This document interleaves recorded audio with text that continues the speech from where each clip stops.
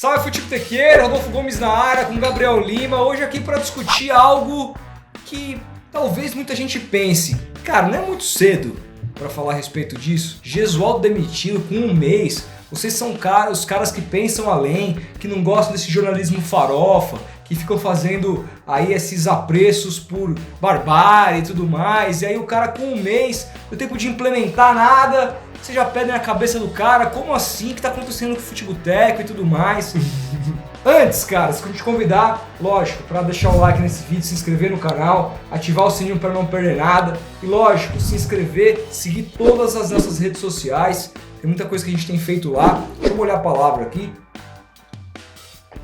Porque eu já vou começar dizendo a minha opinião a respeito disso. Segura a corneta. Para mim, Gesualdo Ferreira já tem vida longa no Santos, deveria ser demitido, e cada dia que o Santos não toma essa decisão é prejudicial para o ano de 2020 do clube.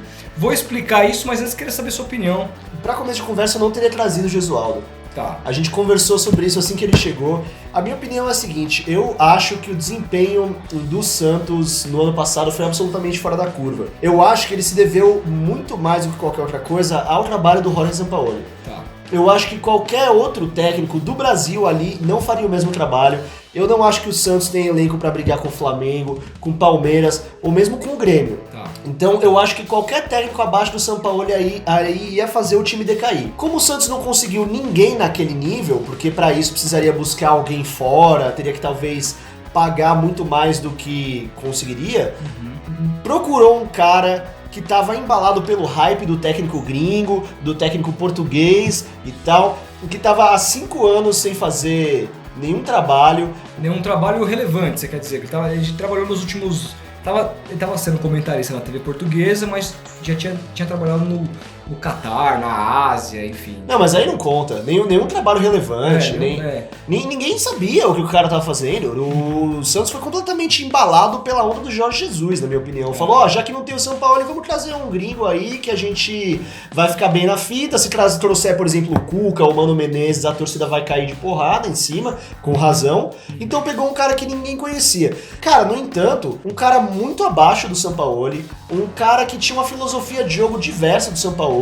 Eu acho que ali, na minha opinião, um Jorge Jesus não conseguiria repetir o que o Sampaoli fazia. Eu acho que o Jorge Jesus também, o sucesso dele tem muito a ver com o grande time que o Flamengo tem e que o Santos não tem. Então o Santos apelou pro técnico gringo, pra uma solução que ia evitar críticas e acabou dando tudo errado. Então, pra começo de conversa, eu não teria trazido. Cara, como você disse, no Brasil não há opções hoje de grandes técnicos. Então a opção poderia estar lá fora. Mas quem que a gente vai trazer? A gente teve um técnico aqui que tinha essa característica. Quem é o cara mais próximo dessa característica que a gente pode trazer? E na época tinham 2 caras que se falou muito, se comentou muito a respeito, que era o BKSS, que agora acertou com o Racing, e o menino que está no Ramírez, Miguel Ángel Ramírez, que está no Del Valle, que inclusive fez uma belíssima partida de ida contra o Flamengo pela Recopa Sul-Americana. Então eu acho que é isso. Se é pra apostar, pra pegar um cara que tá fora do hall dos técnicos que ficam ressurgindo de 6 em 6 meses, esses caras todos que a gente conhece, Cuca, Mano Menezes e tal,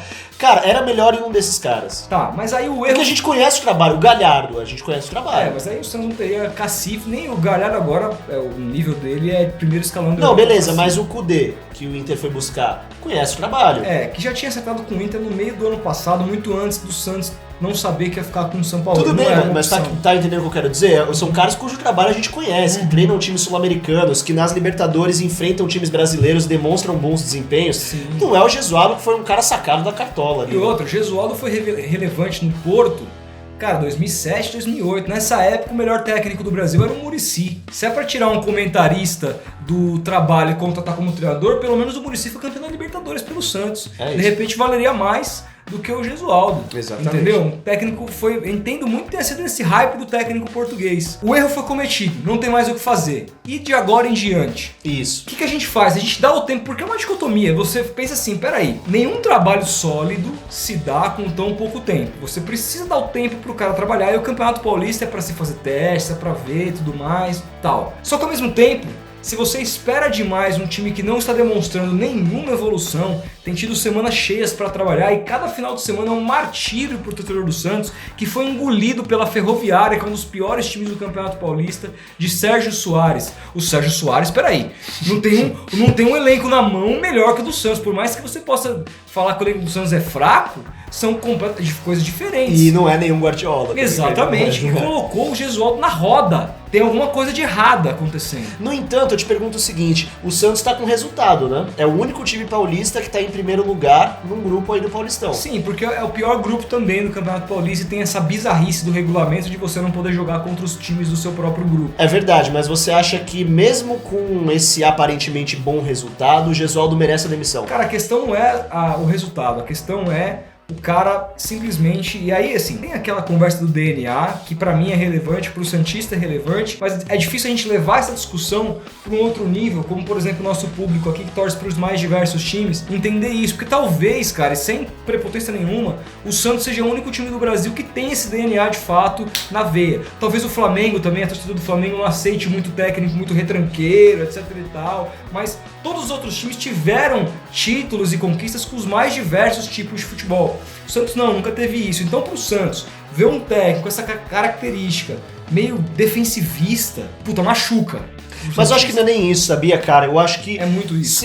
Eu acho que pode ser pro torcedor do Santos. E aí você pode falar... Mas no fim das contas, quem pede demissão é o dirigente do Santos, que no final é um torcedor que do responde Santos. à torcida. É isso. E você pode falar disso melhor do que eu, mas eu acho que para além disso, se ele tivesse fazendo um trabalho muito bem sucedido dentro dessa proposta, agora o que acontece é o seguinte, o cara mudou da água pro vinho, deu um giro de 180 graus no trabalho do São Paulo. Do vinho pra água, no caso, né? Exato. O São Paulo, trabalho de intensidade, ofensivo, etc. E o cara vai lá e muda completamente a filosofia. Não dá pra entender. Seja no Santos, seja no Grêmio, que é um time que tem um DNA muito mais defensivo, teria dado completamente errado. Né? Exatamente. Aí a gente não pode dizer só que é questão de mudar o DNA, mas que também é uma falta de qualidade para se apresentar aquela proposta. Se me vem o São Paulo, o Simeone aqui, começa a aplicar um estilo Atlético de Madrid no Santos, retranqueiro, mas o time joga com brios, jogando com aquele jeito dele lá, todo mundo se matando dentro de campo, para defender, para estacionar o ônibus, jogando...